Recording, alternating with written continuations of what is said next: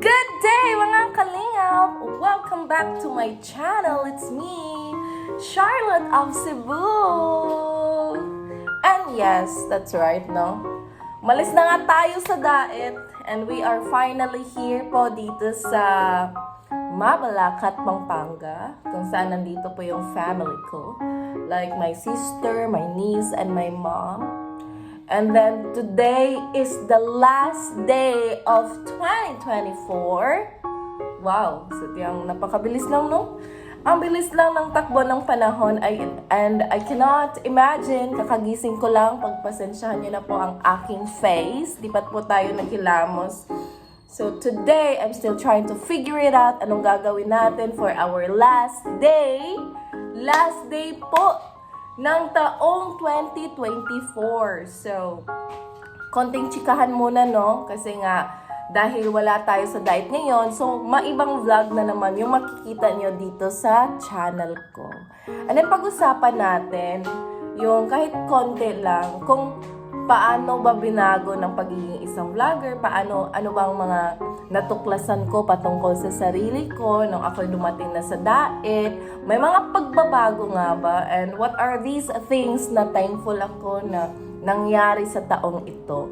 So this year po talaga ay totally different. Ang laki ng ano niya, no?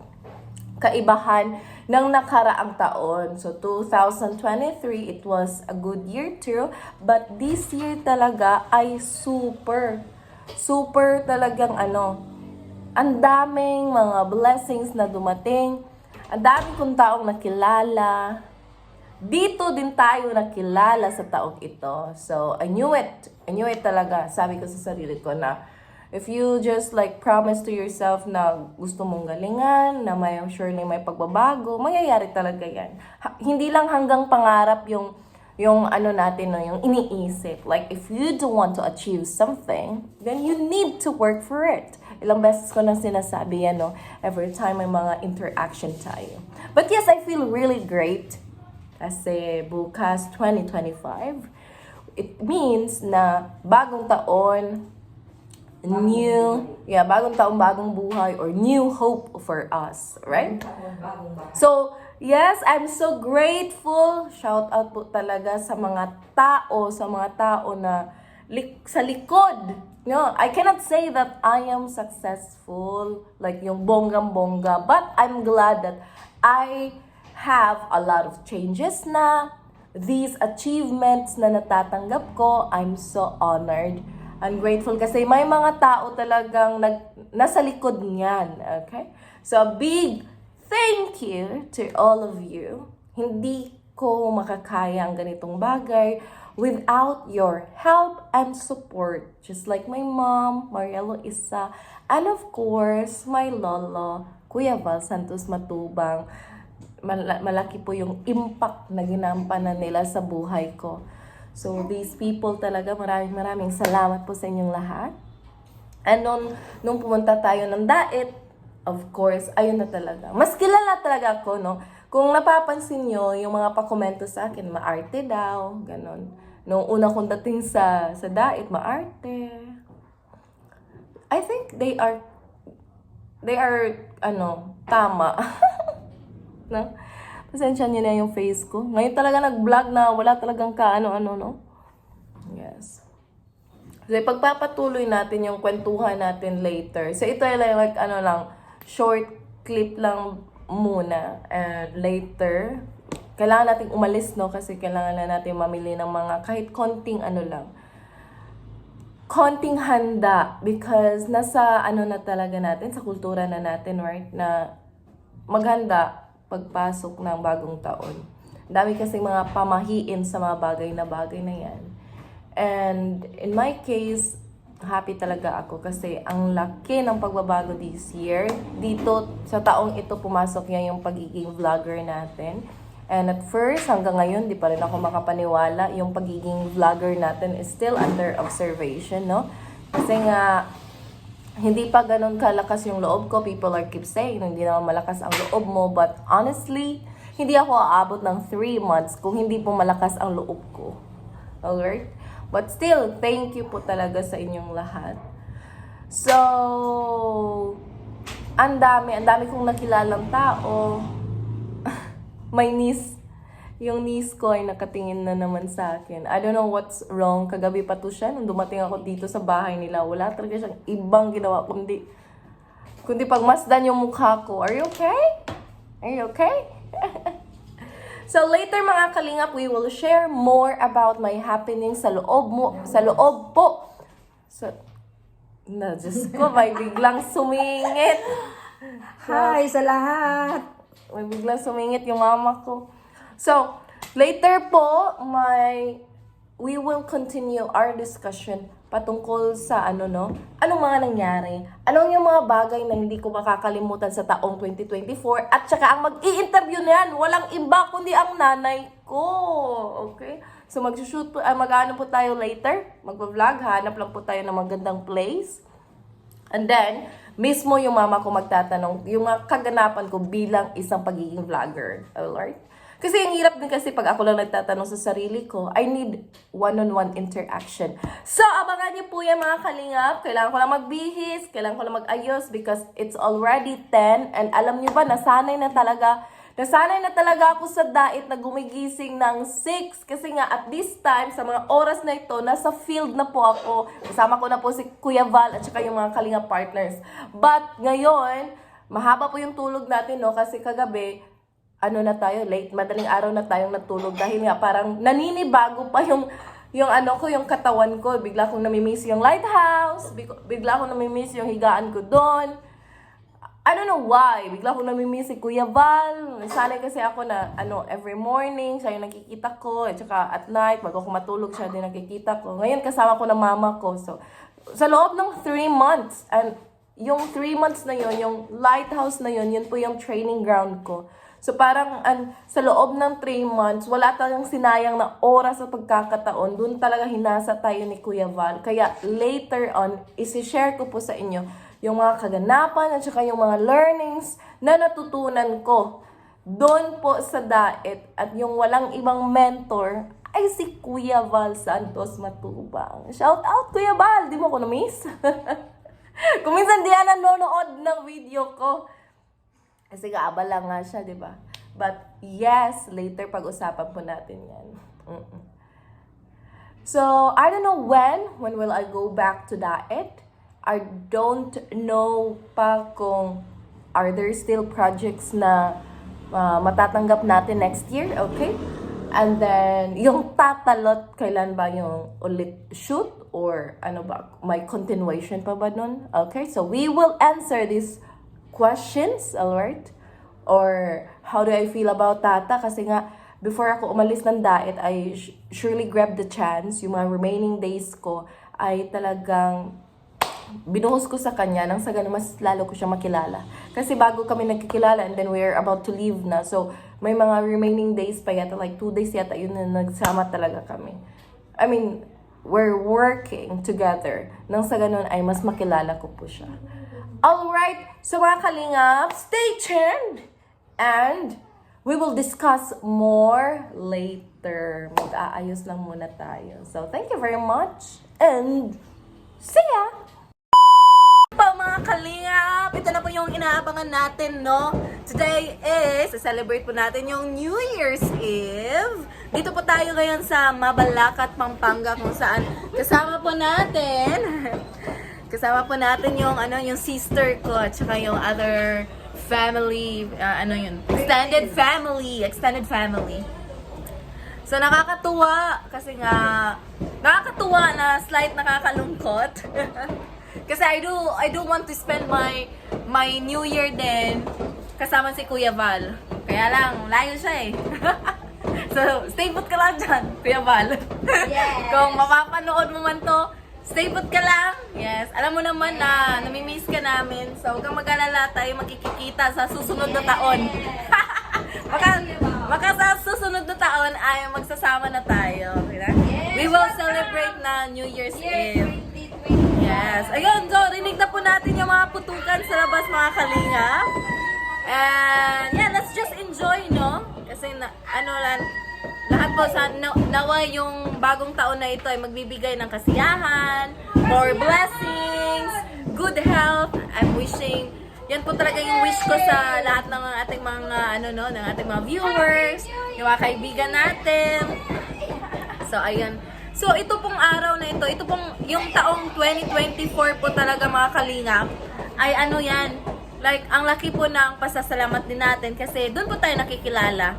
Yung taon na yon nakilala tayo bilang Charlotte of Cebu. So, naway this year, 2025, ay mas lalong umusbong yung channel natin, mas lalo tayong makikilala, mas marami tayong taong matutulungan through us. So, let's see. And let's just keep doing our best. Yun naman po talaga yung sekreto sa mga bagay-bagay. If you do want to succeed in life, so just keep going, do not surrender, trust to yourself, and of course, yun, huwag kalimutan si Lord. Yes. Ang ingay ng mama ko ay, alam niyang may nagbablog dito. Charot lang. So, ayan, kakain na tayo kasi nga nagugutom na ako. Kanina pa, inaantay ko talaga yung 12. And then 12 na! Talon! Talon! Happy New Year! Ano po yung mga pamahiin nyo? So, it's already 12 na! So, welcome 2025! We cannot say goodbye, goodbye 2024, but thank you for all the memories, Yay! blessings. Happy New Year! Ako, ang ingay. dyan. Ang ingay ng ang ingay talaga Ito, ng... ilaw. Ay, ito, may Yes. ilaw. Yes. Dito po tayo sa kwarto, no? So, baba tayo. So, baba tayo na at tayo Baba tayo. kakain. So, thank you very much, no? God, thank God. Kasi umabot tayo ng isang taon, isang panibagong taon. So, pwede kang lumaan. May nahiyang lumabas dito. Ayaw niyang makita sa Happy live New ko. Year, everyone. Ayan si Charlotte of Cebu. Yes, bilis na kami may bababa. Ayan. So, baba muna tayo. So, yung inaabangan po talaga natin during New Year's Eve ay yung kainan. So, Happy New Year, everyone! Yay! Simple lang. Simple lang yung natin. Happy New Year! Happy New Year!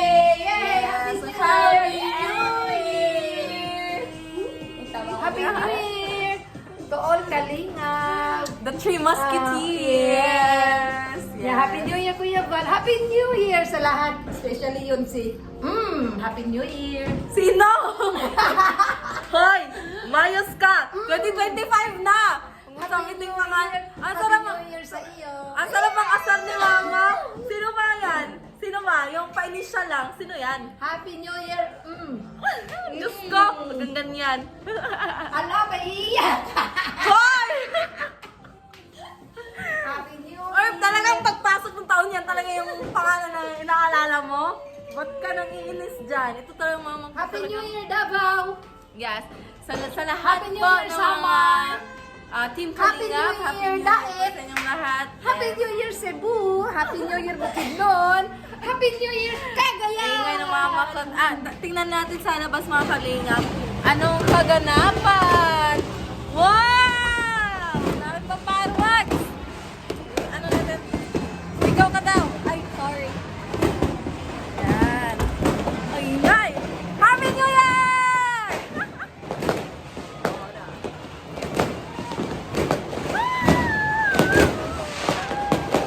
Happy New Year! Yes! Tayo na nag-enjoy dito! Tayo mag-isa!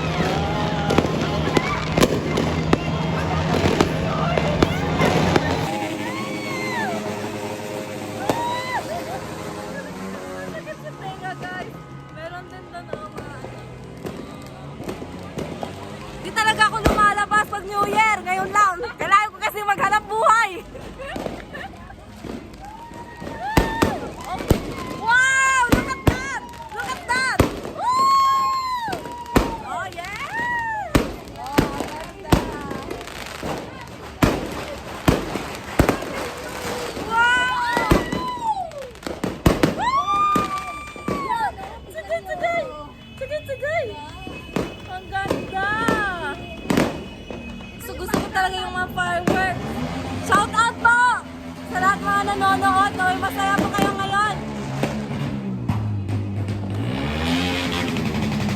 Naway no more ingay. Sana'y no more negativities na no sa taon 2025. Di naman makakaligtaan yan yung mga pa-issue. Pero laking pasalamat ko kasi naging matatag po tayo sa taong 2024. Yes. Sarap no sa feeling. Sarap sa feeling. Saya ka? Yaya ko. Tsaka. Yaya, maganda niya. Uy, ang ganda. Sobra. Ganda-ganda. Ang ganda. Nakakamiss. Nakakalungkot din. Hindi talaga maiwas sa maging emotional. Lalo na't may mga taong gusto kang makasama, pero they are not with you. Yun, mga ganung bagay. Pero ganun pa rin, patuloy ang buhay. May mga taong aalis, pero may mga tao din dadating sa ganon. Baka ano na, yes, ito mas bagay itong wala kang tiwara. Hindi ko kasi nakita.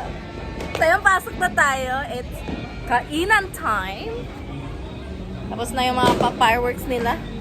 And ako'y talagang natutuwa sa mga ganitong bagay. So, mamaya may mga karaoke, inuman. No, hindi tayo mag-iinom kasi bagong taon para ba, ano ba, pampalihi.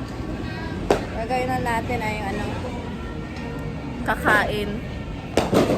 Ay, so thank you, thank God. Ang ganda talaga. Pasok na tayo, no? Let's go inside. Yes.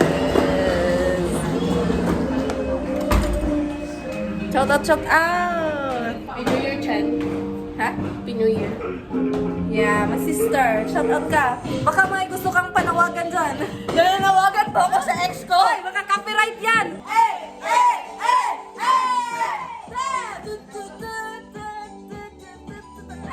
Huwag ka nang bumalik. Hoy!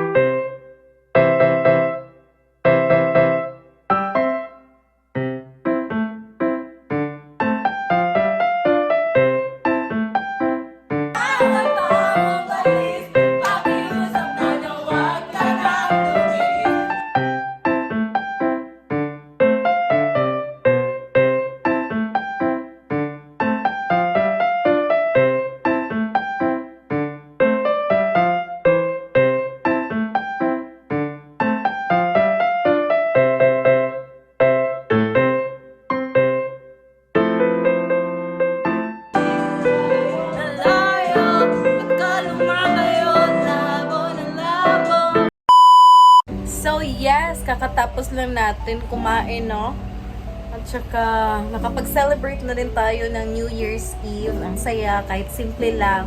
Yung importante talaga ay nakasama natin yung mga minamahal natin sa buhay. I'm glad na nakasama ko ulit yung mama ko after 2 months yata sa daet. Kasi una yung umuwi yung mama ko eh. So ngayon, nakasama natin siya at saka yung sister ko. And lalong-lalo na yung ito. Oh, di ba? Oh, hi! Hi, baby! Hi! Hello! Say hi! Hello! I love you! Kasama natin, ako yung nagbabantay sa kanya. Siya po ay aking pamangkin. Nag-iisa kong pamangkin.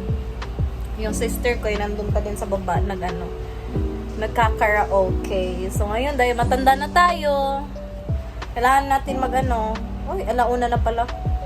Alauna 1:40. Ang bilis lang ng oras at ngayon ay January 1st na. So, konting chikahan lang. Ako talaga yung nagagala kasi nga na-survive natin yung whole last year. Na-survive natin yung buong taon ng 2024. At ito hindi talaga madali para sa akin. Ang daming pagsubok na dumating sa buhay. Ang dami ding mga blessings na natatanggap. Pero ayun every every new year, parang binabalikan ko yung mga nakaraan, yung mga experiences ko last year. At then nagpapasalamat ako kasi nga hindi tayo nagpatalo. Nandito pa rin tayo. Ngayon, 2025 na. Ang bilis lang. Bilis lang talaga ng panahon, oy. Kung minsan nga gusto ko munang pabagalin. Tama ba? Tama ba yung Tagalog ko? Kasi nga, talagang nabibilisan ako sa takbo ng oras, ng panahon. But still thankful. Let's